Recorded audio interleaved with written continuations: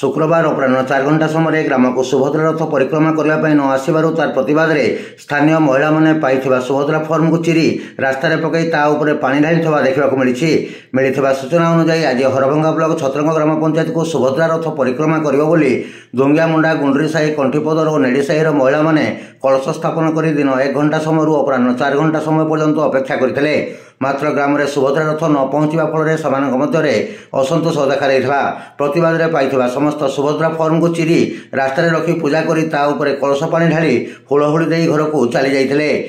ए घटना आज जिले में आलोचनार विषय वस्तु पलटि